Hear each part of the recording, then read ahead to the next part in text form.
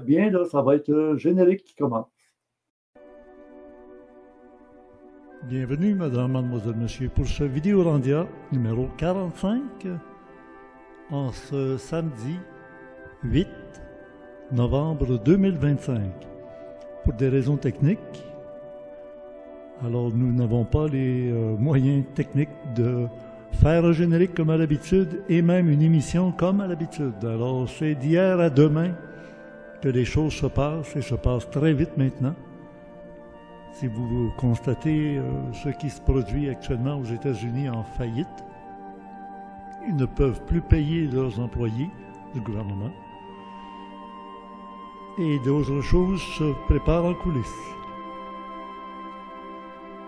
Voici ce qu'était ce matin le paysage qu'on a vu pour une première fois recouvert de neige. Nous en reparlerons, puisque les prophéties nous annoncent toujours qu'il faut suivre les cycles, observer les signes, et lorsque les arbres perdent leurs feuilles, il y arrivera un temps très froid. Si on n'a pas pris les précautions, on va geler. Et c'est comme les vierges sages et les vierges folles, il y en a qui auront tout misé sur la matière et d'autres sur l'esprit. Bonne émission.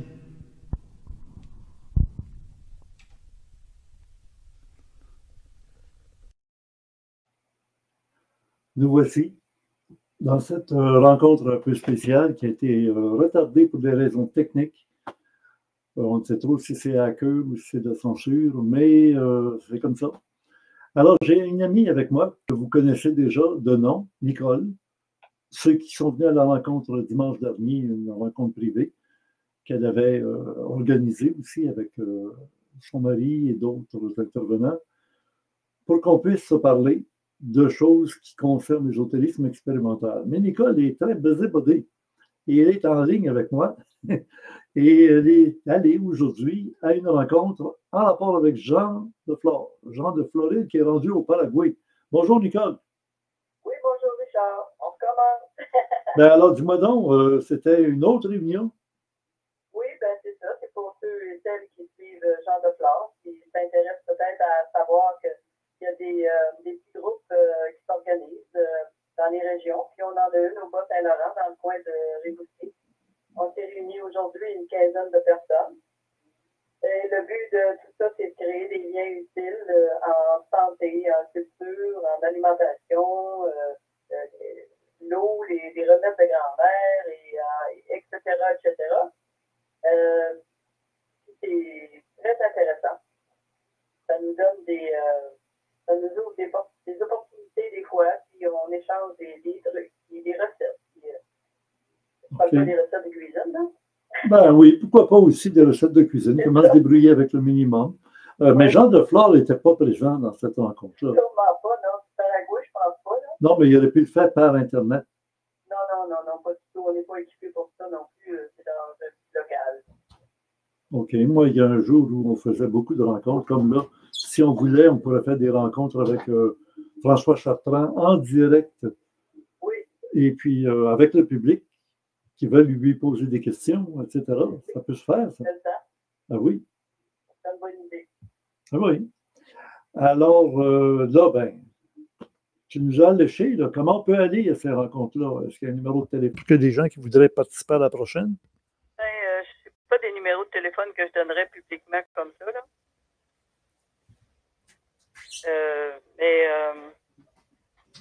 Les gens ont juste ceux qui suivent Numéribresse ont juste à contacter sur le chat de Numéribresse. Puis Jean lui, il s'occupe de donner les numéros de téléphone. Moi, je peux pas faire ça. Non, d'accord, mais je voulais juste savoir comment les gens pourraient aller assister à des rencontres parce que... Abonnés à Numéribresse. Ah, OK. Mais on peut aussi élargir là, les gens intéressés aussi. Là. Oui, mais là, c'est compliqué ici. Il faut qu'il soit abonné pour pouvoir communiquer, pour être inscrit. Il peut amener des invités. Oui, je suis d'accord, mais comment entrer en contact, sinon par autre chose qu'être abonné à Numéripresse? en connaissant quelqu'un qui est abonné. Je dirais ça comme ça. Ben, ça ressemble à des sociétés secrètes, là, comme les francs-maçons. C'est par, il faut être accompagné par quelqu'un adoubé. Non, c'est pas ça du tout. C'est pas dans le genre des... Bon, maintenant, parle-nous de cette rencontre qu'on a faite ensemble, en quelque part dans la région du lac Témiscouata, avec Richard Glenn, qui était là en personne. Oui, c'est ça. C'était dimanche dernier. Ça débutait vers 11 h et ça s'est terminé vers 4 h à peu près. À peu près, oui. Et il est venu combien de personnes? Dis-moi donc le nombre exactement. Ben, c'est ça qui était spécial, Richard. C'est que nous étions 49 personnes, OK? Puis 49 personnes, ben, à ce que tu avais déjà dit avant, là, c'était ta 49e année, je pense. Oui, on a débuté le 15 décembre 1976 et exactement dans un an, au 15 décembre 2026, ça fera 50 ans. Maintenant, on est un an avant 2026. En 2025, ça fait 49 ans. Et 49, c'est 7 fois 7. Ben, je trouve ça plus important que 50, parce qu'en ésotérisme, le 7 est un chiffre très canonique, là, très important. Et on dit même que la Sainte Vierge qui a eu Jésus par l'opération du Saint-Esprit, on nous dit dans les textes apocryphes que c'était vers l'âge de 16 ans. Et Jésus serait mort sur la croix, crucifié à l'âge de 33 ans, puisqu'il avait commencé son ministère public à 30 ans, plus 3 ans, 33 ans. 33 plus 16, ben oui, 49. Alors, il y a des choses importantes dans le 49. Et ça me donne une idée aussi qu'avec la censure, avec les difficultés techniques qu'on nous impose, j'ai bien l'impression que ça achève. Là, avec le 15 décembre là, 2025, ça va être à peu près la fin. Après, comment ça va marcher, je ne sais plus. Mais j'ai comme l'impression qu'il y a des choses qui sont en train de revirer complètement. Parce qu'il y a un contrôle sur tout ce qui se dit, exactement comme dans certains pays où d'abord, les intellectuels, les gens qui ont des opinions, les invités de Mathieu Dugal, les scientifiques qui vont là, tant qu'ils vont donner des explications à la manière que le système accepte, ça va passer. Mais il ne faut pas qu'il y ait des opinions. Il faut que ce soit juste des scientifiques de fait. Alors, tant que ce n'est pas prouvé, on n'en parle pas. Mais quand on a une expérience personnelle, actuellement, je ne sais pas si tu as connu ça, mais la série Astrid et Raphaël s'est terminée avec la saison 5, avec la mort de Raphaël.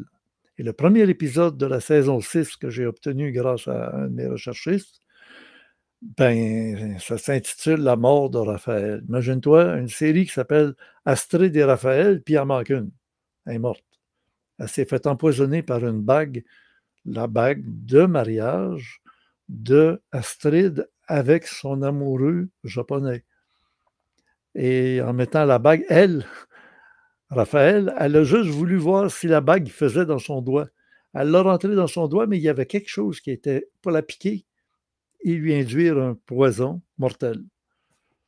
Et la saison 6, ça commence avec la conduite de Raphaël à l'hôpital en ambulance et elle meurt. Tu vois le cœur, l'électroencéphalogramme, là, puis il n'y a plus. Là, ça devient une ligne droite. Alors, oui. Alors, Nicole, à part du 49 personnes, est-ce que tu as aimé la rencontre? Ben, moi, oui. La plupart des gens, oui, je pense. J'ai pas eu des commentaires de tout le monde. J'ai eu, par contre, quelques commentaires. Il y a des gens qui ont trouvé que tu n'avais pas assez élaboré à la réponse des questions. Il y a... Oui, attends un peu. Tu es là pour me dire, y avait-tu beaucoup de questions? Oui, ben... il y en avait tellement que ça aurait pris 3 heures, 4 heures pour répondre à tout. Oui, moi, je comprends. Là. Moi, je te dis juste les commentaires. Ben oui, oui. OK? Il y avait des personnes qui n'ont pas compris le lien que tu faisais avec tes passages de la Bible, là, entre autres avec les 3 maris et tout ça. Là. il y a des gens que tu as perdu là-dedans parce qu'ils ne comprenaient pas ce que tu voulais en venir avec ça. Là, excuse, on voit présentement la salle, on voit des photos que j'ai prises après que tout le monde était parti, parce qu'on s'était promis qu'il n'y aurait pas de vidéo, qu'il n'y aurait pas de photos. Oui. Sauf que quand les gens ont quitté la salle, je me suis dit, écoute, personne ne va croire qu'on avait tant de monde que ça. Ben oui, regardez la salle, là, puis vous pouvez compter le nombre de chaises. Là. Il y en a 8 par côté de table, et il y a 3 tables, 3 fois 8, 24 par côté. Il y a 2 côtés à chaque. Ça fait 48 places. Puis il y avait des gens assis sur le bord du mur en plus. Alors, ça fait bien 49. Ben oui, continue, Nicole. Ben, j'ai pas mal fini avec les commentaires, Richard. Ben, moi, j'ai eu un commentaire qui m'est venu à mes oreilles par quelqu'un que tout le monde connaît bien et qui m'a dit, figure-toi donc que quelqu'un m'a écrit en disant qu'il trouve que tu as l'air très déprimé, Richard, que ça ressemble à des affaires comme l'ordre du temple solaire qui annonce une fin du monde ou bien non une disparition de tous les adeptes. Là, dans ton cas, ça serait autre chose, mais ça a l'air étrange. Alors ça, c'était dit dans cette salle-là, mais d'une manière qui ne concernait pas vraiment une secte, rien de ça. C'était simplement rapporter des faits et les conséquences futures de ces faits-là qui sont vus par la médiumnité, la parapsychologie. Je parlais tantôt de Raphaël, Astrid et Raphaël. Ben Raphaël, elle en est revenue de sa mort. Après 15 jours comme de mort imminente. EMI. C'est comme si elle avait vécu des choses dans une autre dimension, des contacts avec des gens. Depuis le début de la 6e saison, ce n'est que de la parapsychologie appliquée à toujours la même série d'émissions qui était là depuis 5 saisons. Alors, dans cette 6e saison, c'est de l'ésotérisme poussé à 100 000 à l'heure. Bon, alors si on en revient avec les explications que tu donnais tantôt, des gens disent, je n'ai pas été assez loin. Ce que je voulais faire, c'était de donner une explication sur quelque chose qui nous attend à plusieurs, probablement à presque tous ceux qui étaient présents dans cette salle-là, et à une multitude d'autres personnes sur Terre, face à des événements à venir prochains, et qu'on constate qu'il y a des gens qui ont pris la peine de se déplacer de loin, hein, Nicole? Oui. Oui, il y en avait d'un petit peu partout à travers le Québec. Il y en avait d'assez loin même, de 8 heures de route. Là. Ah, ben ouais. Ouais. Je comprends pas que quand j'étais à Mont-Saint-Hilaire, je donnais des rendez-vous à tout le monde qui voulait venir chez moi, aux rencontres jardin. Et là, c'était le temps de me poser des questions. On ne filmait pas les réunions. On était privés autour d'un feu de camp. Il s'en est dit des choses, beaucoup, beaucoup. Mais là, à cause de la tournure des événements, tout le monde doit le constater, il y a quelque chose de très, très important qui est en train d'arriver. Dans cette soirée-là, dans cette journée-là qu'on a eue ensemble, je ne sais pas si tu te souviens, on a eu la présence de Stéphane Bernier. Stéphane qui était là, lui aussi, en personne. Celui qui est un des plus grands spécialistes au Québec sur créer des maisons, comment il dit? Éco-énergétique. Oui, résilientes. Résiliente. Parce que tu peux même devenir autonome dans une maison, même déjà bâtie. Encore mieux quand tu commences à la bâtir, tu y penses comme il faut dans les plans et tout le reste. Puis je peux te dire une chose, c'est que moi, j'ai participé à un groupe qui s'appelle Solution Era. Et c'était assez dispendieux, mais c'était par Internet, des cours réguliers, dans tous les domaines, la plomberie, l'électricité, incluant les plaques solaires, la structure de la bâtisse, l'isolation de la bâtisse, l'orientation de la bâtisse, tu sais, les codes du bâtiment dans les municipalités, c'est toujours d'être en face de la rue. Mais la rue n'est pas dans la bonne direction.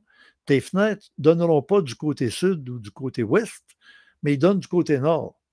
Ah, parce que la rue passe par là. T'imaginerais-tu quelqu'un qui déciderait de mettre sa maison dans l'autre sens?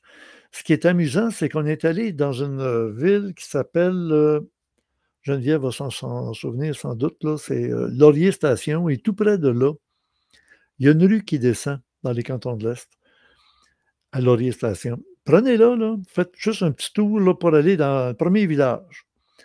Vous allez voir des maisons croches qui ne suivent pas cette fameuse route principale.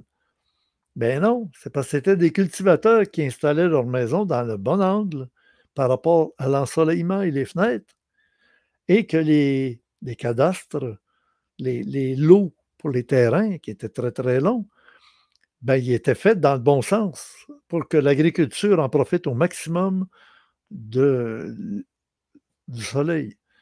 C'est vrai que Stéphane Bernier, il est extrêmement érudit sur le dossier, tellement que je lui ai demandé de m'aider, à m'accompagner dans l'installation de mes plaques solaires.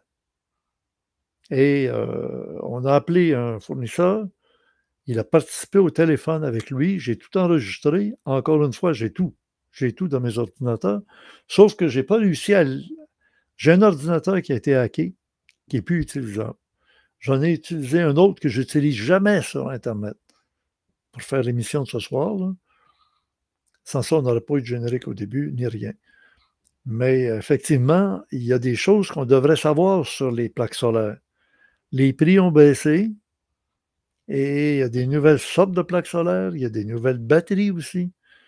Il faudrait l'avoir au téléphone. Je ne sais pas, Stéphane, je sais que tu nous écoutes présentement puisque j'ai vu ton nom dans la liste de ceux qui se sont branchés.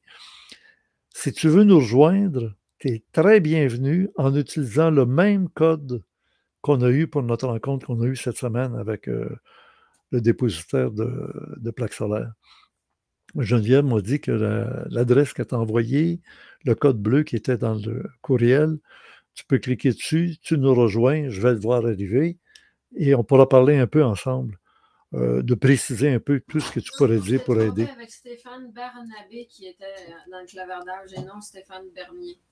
J'ai vu son nom apparaître. T'es là, Stéphane Bernier? Ben oui. Prouve-y à Geneviève en nous appelant, pas nous appelant au téléphone comme Nicole, en nous appelant par Internet. Je vais te voir arriver, puis je vais te faire rentrer. On va être à deux pour continuer l'émission. Mais là, avec Nicole, écoute, tu sais comme moi qu'il y a eu des choses qui ont été dites qui ne peuvent pas être diffusées sur Internet. Tu es d'accord? Oui, je suis d'accord avec ça. Il y a bien des choses que tu m'as parlé là, de la réunion qui a eu lieu dans le bout de Rimouski, en me disant, il ne faut pas que tu parles de ça. Là. Je t'en ai parlé pour te donner des informations, mais ne parle pas. Bon. L'autre jour, je me suis ouvert la bouche en disant que c'était dans un sol de restaurant. Mais moi, je ne savais pas qu'il n'y en avait rien qu'un restaurant. C'est un village où il n'y a rien qu'un restaurant. Et la tenancière, la patronne, la gérante du restaurant est très contente de la rencontre qu'on a eue parce que tout a été dans l'ordre, tout a été extrêmement bien organisé. D'ailleurs, Nicole, il faut que je te félicite là-dessus. Tu as même pensé à des petits détails comme donner comme un petit cookie, un petit message comme les Chinois, là, tu sais, des petits biscuits avec un message. Mais c'est tous des messages que tu avais toi-même écrits, imprimés. C'est pas des petits messages des biscuits chinois, là. C'était juste des petits messages, des petites pensées positives. Oui. Oui. Tout. Et j'ai demandé au public qui était là, levez la main ceux qui considèrent que le message qu'ils ont eu sur le petit papier était très de bonne aloi, précis sur quelque chose qui vous concerne. Il y en avait à peu près 75 à 80% qui ont levé la main pour dire oui, ça me touche. Ce qui a été écrit là, ça s'adresse bien à moi. Charles, est-ce que je peux dire quelque chose? Ben oui. Tu sais, je vois passer des petits messages dans le chat. Il y en a qui pensent que parce qu'on veut garder des petites choses secrètes, comme des lieux, des affaires comme ça, il y en a qui pensent que c'est parce que c'est comme une secte secrète. Puis je peux juste le dire là, qu'ils se trompent royalement. Parce que c'est pas ça du tout, du tout. Le fait de garder des petites choses un petit peu à part, un petit peu secrètes, c'est juste pour éviter qu'il y ait des petits comiques qui viennent, comme il y en a dans le chat, des petits comiques là, qui ont juste des niaiseries à dire. C'est juste ça. pas si on OK. va voir. Ah oui, c'est exact. Tu as bien fait de faire le parallèle avec les gens qui se moquent de tout. Résultat, c'est qu'ils vont être perdants eux autres aussi. Les gens sérieux qui peuvent amener des solutions à des problématiques, que ce soit dans le bâtiment, dans la nourriture, dans les soins médicaux, ont été obligés de se taire parce que ça ne rentre pas dans la charte ou dans les prérogatives Tu changes de pays ou même de province, tu t'en vas au Nouveau-Brunswick, ce n'est pas les mêmes règles qu'au Québec, aussi, aussi drastiques. Et au bout de la ligne, on réalise que des fois, le gazon est peut-être plus clair et plus vert chez le voisin. Pour vrai. Ah oui. Regarde, Jean est et puis en Floride. Là. Il aimerait revenir en Floride, mais pas dans les conditions actuelles. Et au Paraguay, il l'a vu lui-même, il a annoncé comme quoi c'est un des pays dont le produit national brut est supérieur à la grande moyenne de tout le monde entier. Et ils ne sont pas en faillite. Les États-Unis sont techniquement en faillite, vraiment. Là. Ils n'ont plus d'argent pour payer du monde, du vrai monde qui s'en vont travailler dans les tours de contrôle aérien. Les compagnies d'avions disent non, non, s'il n'y a plus de gars là-dedans, là, c'est bien dommage, mais on ne fait pas atterrir nos avions-là. Alors, les touristes qui doivent faire des arrêts pour ravitailler l'avion, ils ne peuvent plus atterrir, il n'y a pas de contrôleur aérien. C'est un marasme qui a de l'air de rien parce que tout le monde essaie de pondérer en attendant. En attendant quoi? Une solution, il n'y en aura pas. Tout le monde est endetté, les pays sont endettés, hyper endettés, parce qu'on est dans un système, surtout depuis 1972. La Banque du Canada devait prêter de l'argent au gouvernement, au pluriel, les gouvernements provinciaux et fédéraux, sans intérêt. Depuis ce temps-là, et Rocco Galati, qui est un avocat constitutionnaliste de calibre international qu'on a au Canada, qui a décidé de mettre sa tête sur le bûcher pour tenir absolument tête à tout ce qui se fait, on n'en entend pas parler. Ça se passe ici dans le pays. Il faut aller dans d'autres pays pour savoir qu'est-ce qui se passe au Canada. Alors, vous comprenez que quand on est trop éveillé, c'est pas drôle de ne plus continuer à pouvoir dire ce qu'on a à dire. Puis vous, le public, surtout les railleurs, là, ceux qui aiment ça faire des jokes avec n'importe quoi, à un moment donné, vous allez perdre une roue, puis vous allez perdre un autre roue, puis à un moment donné, vous allez vous dire « Ah, ben, c'était drôle. On a filmé ça, puis on a mis ça dans les attrapes. Les attrapes pour les nigauds. Oui, les attrapes nigauds. » Je n'ai pas vu notre ami Stéphane, c'est dommage. Ça aurait été le fun qu'il soit avec nous. Je vais aller vérifier. D'un coup, qu'il est allé par l'autre chemin. Il y a deux chemins. Hein, Geneviève, tu viendras voir, là, mais je ne le vois pas. Bon. Tu es toujours là, Nicole? Oui, c'est parce que je t'entends très, très, très peu. C'est très, très... faut que je... Ah oui, parce que toi, tu m'écoutes par le téléphone, puis je suis un peu loin du téléphone. Oui, c'est ça, oui. Mais il faut que je le laisse sur l'haut-parleur pour que tu puisses continuer. Puis d'ailleurs, c'est encore une autre affaire, ça. Le téléphone, là, il s'est passé plein d'affaires depuis 3 jours là, sur le téléphone de Bébel. Ça marchait, ça marche plus, on ne sait pas pourquoi. D'un coup, ça fonctionne, puis il y a des choses... Là, ça marche toujours. Tu as dû mélanger les deux, Richard. Je te dis, c'était pas Stéphane Bernier, c'est Barnabé. Bon. Alors, tu iras voir dans le Facebook, Geneviève, dans les gens qui ont mis un pouce par en haut. Oui, mais là, on parle de Facebook, on ne parle pas du clavardoir. Tu m'as dit dans le clavardoir. Oui, mais pour l'émission qu'on venait de mettre l'image. Oui, c'est pas grave, ça. Il n'est peut-être pas en train de le regarder, il va le regarder demain. Ah, il va peut-être le regarder demain. Ben, Stéphane, bienvenue pareil. C'est dommage, on a manqué une occasion de se parler. Nicole, as-tu autre chose à ajouter? Non, moi, ben, là, la grande question, est-ce qu'on en fait une autre avec Richard Glenn? Moi, je vous dirais que non, pas pour le moment. Parce que pour faire des réunions, pour dire des choses vraiment précises, vous allez comprendre. Ceux qui sont venus vont comprendre très, très bien de quoi je parle, parce qu'il arrivera un temps où il va falloir qu'on reste en contact, qu'on se donne un contact précis. J'en ai dit assez. Là, quand tu me dis, les gens ne savent pas pourquoi j'ai parlé des 3 Maries à l'époque de Jésus, c'est que je fais toujours des parallèles avec, dans l'histoire sainte, on retrouve, quand je disais dans mon introduction, les cycles, les chats qui ont vu pour la première fois la neige. Le plus vieux, il en a vu l'année passée, mais il était de 2-3 mois. Il ne doit pas s'en souvenir. Puis la petite chatte, elle n'a à peu près pas vu dehors. C'était tout blanc puis tout froid. Maintenant, ils viennent de le voir pour la première fois qu'ils vivent avec nous. Puis je peux te dire qu'ils étaient vraiment là, époustouflés devant ce qu'ils voyaient là. Et pourtant, il n'est pas resté. Le reste de la journée s'est passé plus agréablement pour eux autres. Mais le matin, ils étaient paniqués vraiment. Là. Mais dans les événements à venir, si je te dis qu'il va y avoir une bombe atomique lancée sur... T'as vu, toi, le fameux film ou la série, pas la série, c'est un film, hein? La maison de dynamite. Tu l'as vu, hein, Nicole? Oui. Qu'est-ce que tu en penses? Ben, ça dépend des... j'aime pas résumer des films parce que c'est quand même un film. Je sais que ça a rapport des fois avec la réalité, là, mais c'est trop long à résumer. Bon, moi, je vais te dire d'une façon simple. C'était de montrer par 3 points de vue différents l'arrivée d'une fusée intercontinentale qui s'en va frapper les États-Unis, en plein cœur des États-Unis. Et avec les ordinateurs, ils sont capables de prévoir avec la trajectoire, avec la capacité de cette fusée-là, qu'elle devrait se rendre jusqu'à, mettons, Chicago.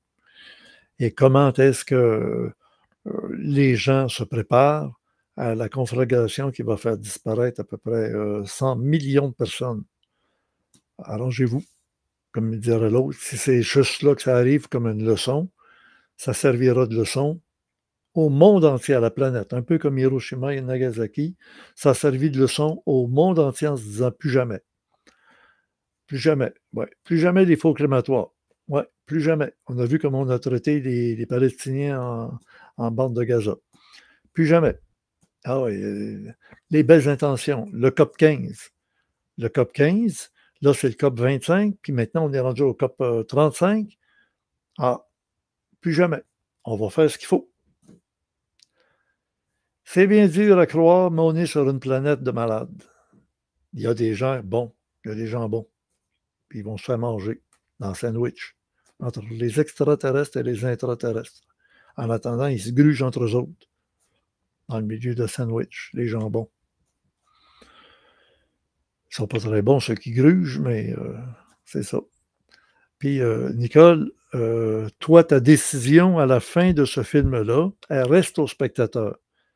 Est-ce que l'état-major, le président des États-Unis, ou le simple citoyen, par souci de vengeance ou par souci d'équité, on doit faire la réplique, on doit s'en tenir à une fusée, une bombe qui détruit une grande ville comme Chicago, des dizaines de milliers de personnes qui meurent. Qu'est-ce que tu en penses? Est-ce qu'on doit donner la réplique ou prendre notre pilule et se dire, bon, espérons que ça serve de leçon pour le monde entier, pour le dire plus jamais. Qu'est-ce que tu en penses, Nicole? Dans le film, il ne pouvait pas tellement donner la réplique parce qu'il ne savait pas c'était quoi le danger réel. Qu'est-ce que tu entends par là? Ben, dans le film. Non, danger réel. Dans le film qu'on essaie de présenter, la façon de répliquer ou de réagir s'il y avait une fusée à ogive nucléaire qui s'en vient vers les États-Unis, comment l'état-major militaire réagit, comment le citoyen réagit, comment le président des États-Unis réagit. Et tous les trois, ils doivent donner une position. Tu restes les bras croisés? Bon, OK, on reste les bras croisés. On ne réplique pas? Non, on ne réplique pas. Ah, OK, c'est une décision. Ou l'inverse.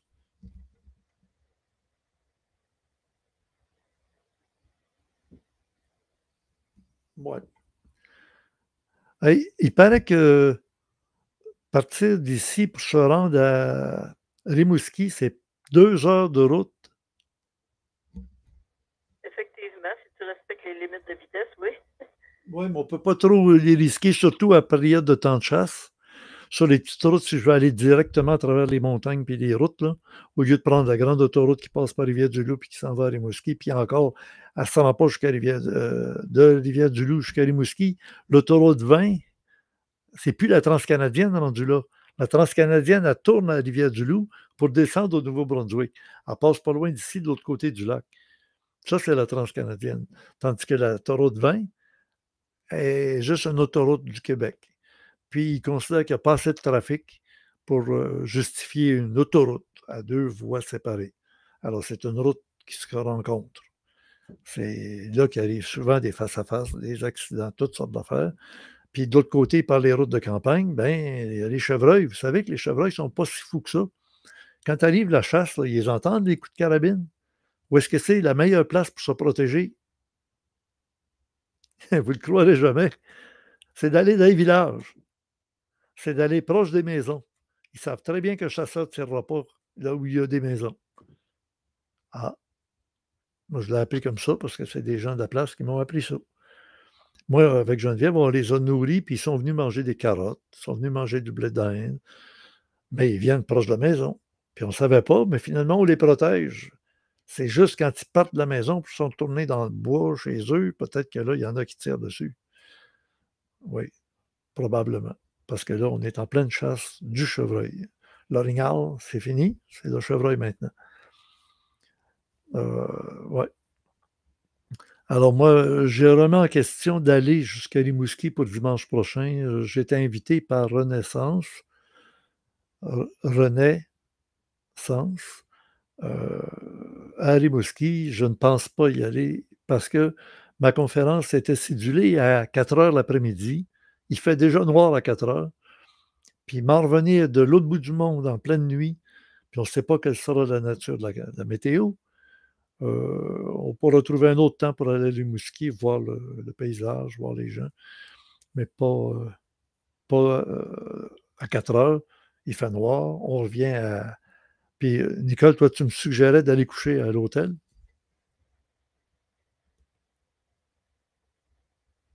Bon, elle nous a quittés. Et puis là, Nicole, elle écoute à la télévision au lieu de nous écouter au téléphone. Bon, ben c'est ça. Alors, oui? Est-ce que tu pourrais en profiter pour demander s'il y a des gens qui ont des questions, peut-être? Oh mon Dieu, écoute, tu as vu ce que ça donne? On était ensemble. Je répondais du tac au tac à des questions. Il y en avait des excellentes, hein, je l'ai remarqué, là, j'ai été renversé. Je pourrais peut-être prendre le temps dans une prochaine rencontre qu'on aura, parce que là, les rencontres vont prendre une autre allure, et de répondre du tac au tac.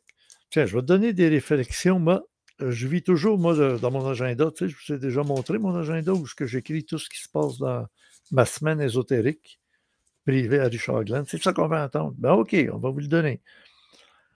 Alors, il faut que je lise ça. Les robots.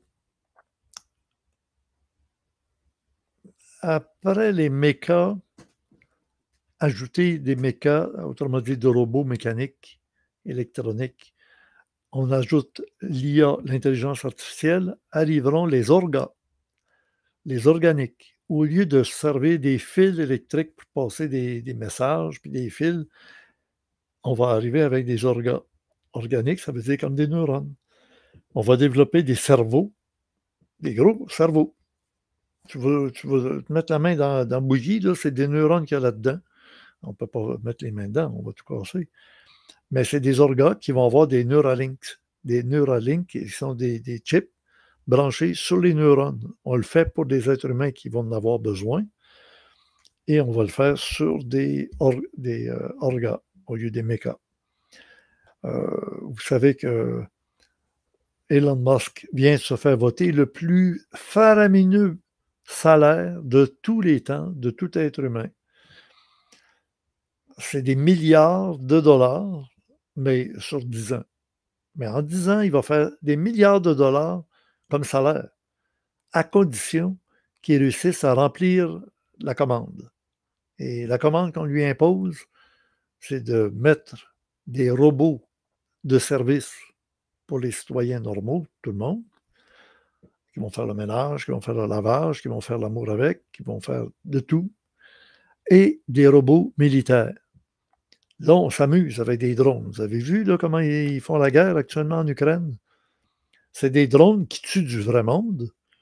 Il y a beaucoup de victimes, mais les guerriers, c'est les pilotes de drones qui sont dans des bunkers, qui sont souterrains, ou qui sont à très loin, dans des distances très éloignées, mais avec des répartitrices, d'antennes répartitrices, mais encore là, ceux qui vont installer les répartitrices, ben, ils peuvent se faire tirer, se faire battre. Et ils contrôlent les drones, puis ils ont toutes les techniques pour pouvoir éviter que les drones se rendent à l'endroit où ils veulent tirer. Ça devient dangereux parce que, vous savez comme moi, à Tchernobyl, il y a une centrale nucléaire qui a explosé. C'est devenu un danger planétaire. Le nuage de radioactivité a circulé au-dessus de l'hémisphère nord de la planète pendant 3-4 fois. Et il y en a des bouts qui descendaient par la pluie, puis tout ça, à certaines occasions, qui ont rendu des gens cancéreux, des gens malades de maladies étranges. Et bien là, ils ont tiré à Kiev, et tout près, il y a une centrale nucléaire. Et qu'est-ce qu'ils font pour se défendre des drones? Ben, ils font des nuages, parce que le pilote, lui, il voit avec une caméra sur le drone où est-ce qu'il s'en va avec son drone.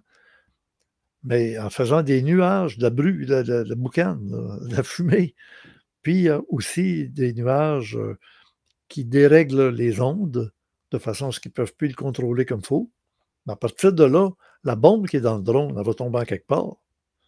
Elle peut tomber chez des citoyens, chez des gens normaux qui n'ont pas de raison de se faire tuer. Hein. Les nouvelles lues à la radio, vous avez peut-être entendu la même chose dans votre région. Ici, ben, il y a des nouvelles lues dans certaines stations de radio le matin, le midi, le soir et la nuit surtout. Le texte a été écrit par des journalistes qui connaissent la nouvelle, ils l'écrivent, mais c'est une voix, ben oui, c'est une voix de robot, c'est une voix électronique qui lit les nouvelles. Aucune émotion. Ben, on demande d'ailleurs aux lecteurs de nouvelles de ne pas avoir d'émotion. Cronkite, quand il a appris la mort de John F. Kennedy, qu'il l'a annoncé à la télévision américaine, le président John F. Kennedy has been shot. Il a été tiré. Il a braillé. Il a pleuré devant tout le monde. Walter Cronkite. Il y a une bombe qui est utilisée en Ukraine. C'est une bombe baryonique. Puis il y en a d'autres qui sont les mêmes bombes qui ont été utilisées contre le World Trade Center. Alors, ça, c'est des bombes à la thermite. C'est des bombes qui coupent comme un sabre. Les tours ont été coupées en acier. C'était indémolissable, comme il disait au début. Là, c'est un peu comme le Titanic. Ça ne peut pas couler. On l'a appelé le Titan parce qu'il était insubmersible. Il a coulé, hein, au premier voyage. Alors, les bombes baryoniques, c'est des bombes qui laissent exploser d'abord un gaz qui se répand, personne ne le voit, il est invisible, et tout d'un coup, il y a un feu qui se met dedans. Pouf! Tout ce gaz-là, vous savez comme moi, c'est encore plus explosif qu'une bombe qui explose de son étui, de sa fusée. Mais quand le gaz s'est répandu à une certaine dimension, puis que bon, ben, ça te fait un désastre total. Et ça détruit le baryonique, presque pas la matière. Ben oui, aussi, parce que la déflagration est intense, c'est le vent qui fait tout tomber. Mais ça brûle tout ce qui est organique.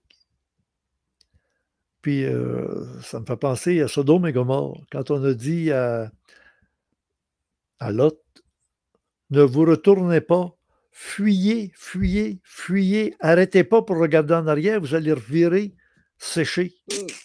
La baryonique, à une certaine distance, ça ne brûle plus, elle a brûlé.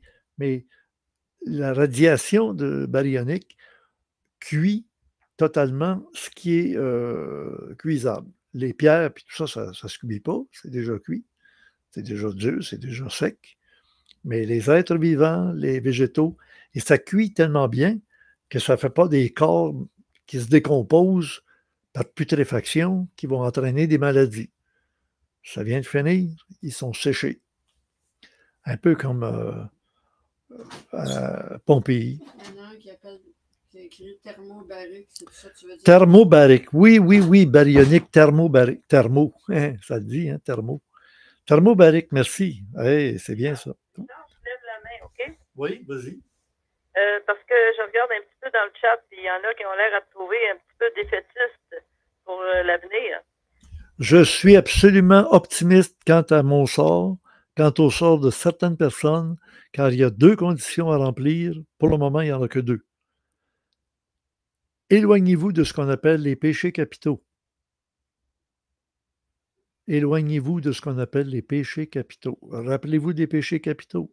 La colère, l'envie, la gourmandise, l'avarice, l'orgueil, qui est la paresse. Il y en a 7.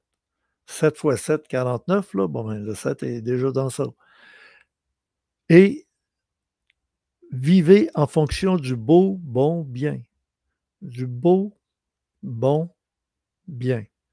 Quand c'est beau, c'est esthétique, c'est vertical.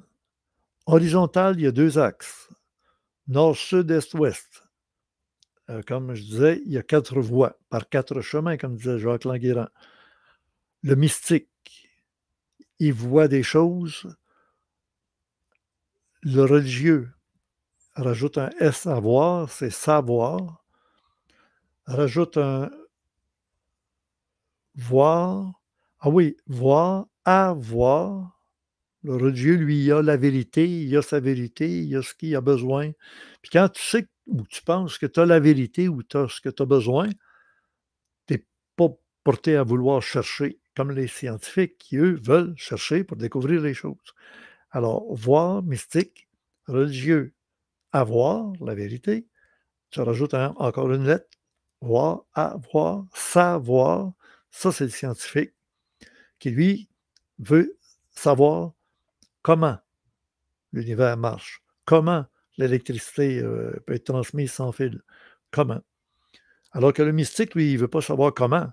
Il va entrer en relation avec le pourquoi. Pourquoi je suis né? Pourquoi je vais mourir? Pourquoi il faut être bon?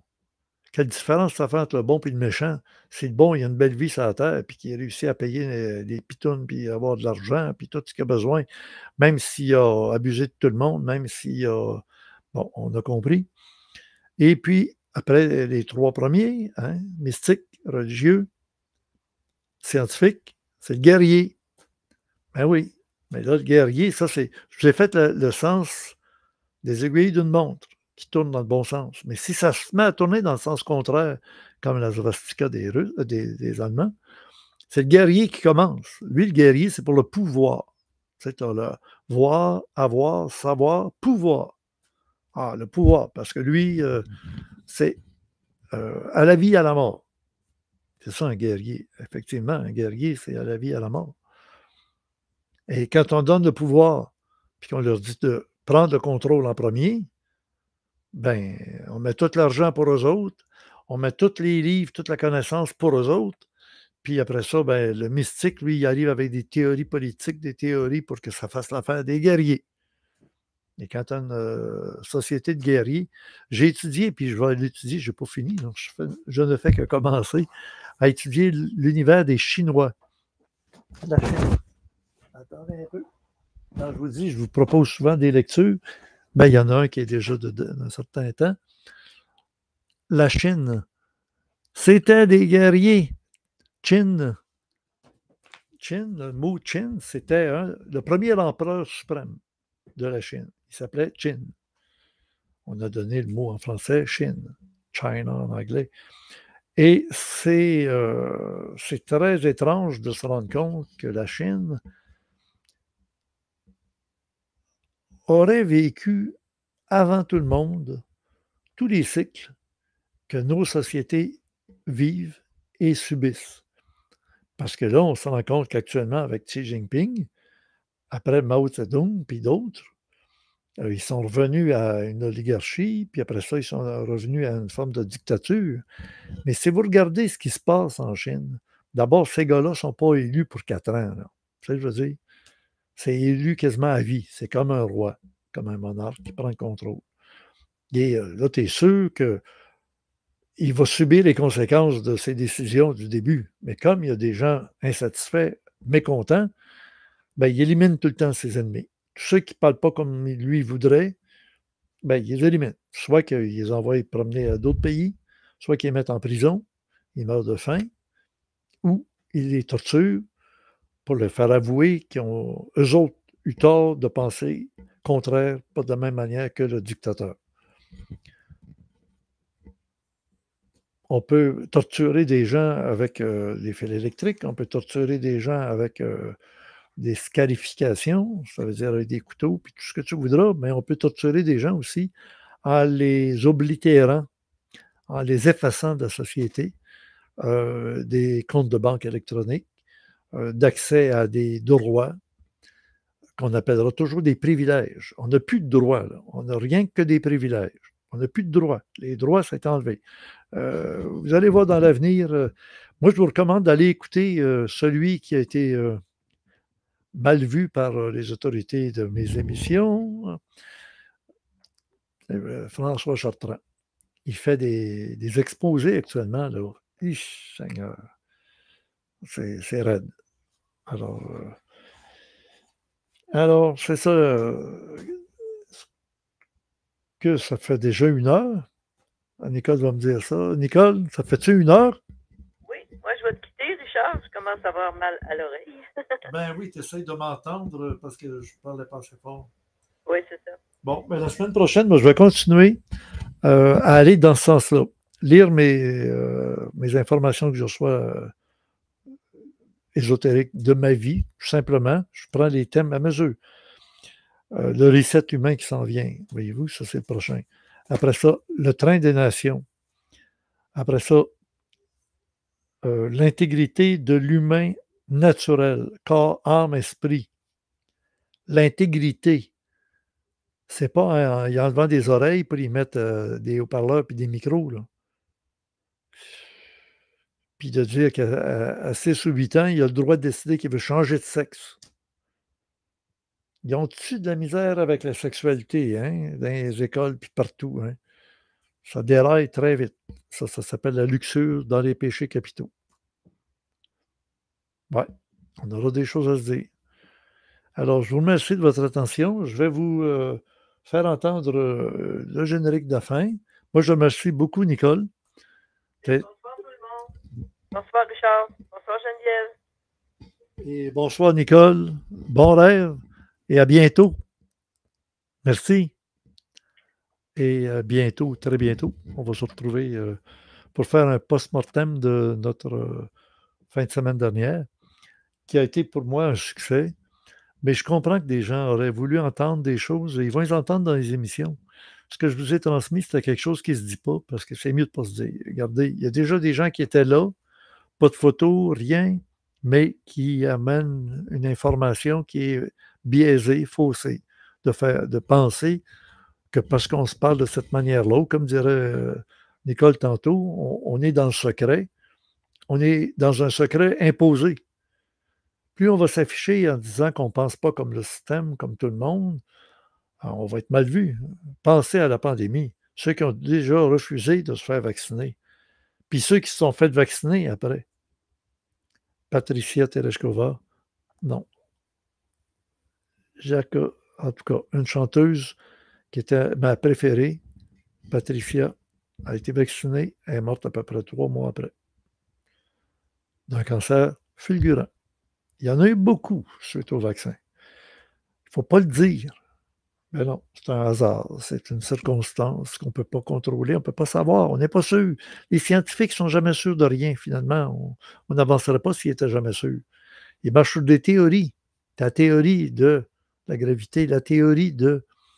Mais une théorie, c'est pas plus sûr d'abord, c'est une théorie. Quand ce sont des faits avérés dans des laboratoires scientifiques, écoutez les émissions de Mathieu Dugal, vous allez les voir, les scientifiques, qui passent toutes là. C'est le remplacement du chapelet en famille de 7h à 8h. Dans le temps, c'était de 7h à 7h15, c'était moins long. Mais là, le chapelet en famille de la famille, parce que c'est beaucoup les familles qui suivent ça, tous les soirs à la radio de Radio-Canada. C'est très bien, mais il ricane souvent sur tout ce qui est ésotérique, tout ce qui est expérientiel. Les autres ne sont pas au ciel, ils sont dans l'expérimental, dental. Bon, assez dit. Je vous amène à regarder le générique. Bonne semaine à tous. Et considérez que l'hiver qui arrive, il fallait être prêt. Tout le monde le sait, hein? Ben, le cycle qui s'en vient dans la civilisation humaine, les Chinois l'ont appris, ça fait longtemps. Ils ont déjà passé à travers 2 puis 3 fois les cycles complets d'une civilisation qui a disparu. Souvenez-vous là, des soldats découverts dans une immense montagne qui avait l'air une pyramide. En creusant, ils ont découvert qu'il y avait une armée de soldats en argile, en terre cuite, qui avait été cuits, là, puis il n'y a pas 2 visages pareils. Ils représentent réellement des êtres humains qui ont vécu en Chine à cette époque-là quelque chose de terrible, d'incroyable. Et ils ont... Tu sais, un jour, on s'en parlera des réalités, de tout ce qui est derrière tout ça. Ça s'en vient vite, ça va être vite fait. Ça dérangera pas ceux qui n'y croient pas à rien, là, qui ont juste du plaisir à tout.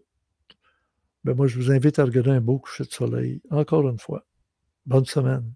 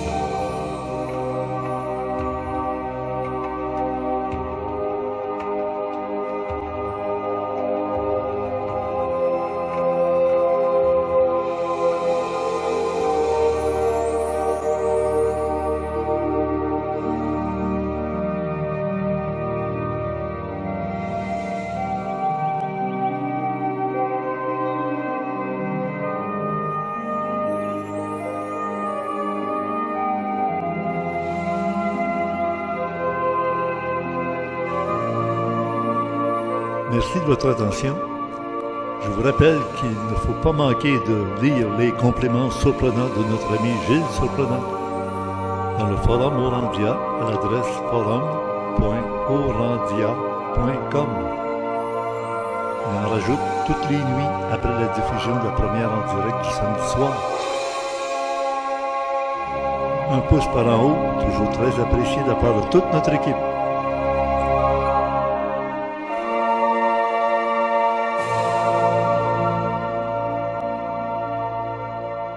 Voici la suggestion.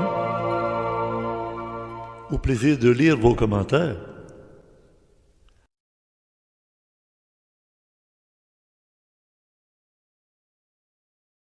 Bonne semaine.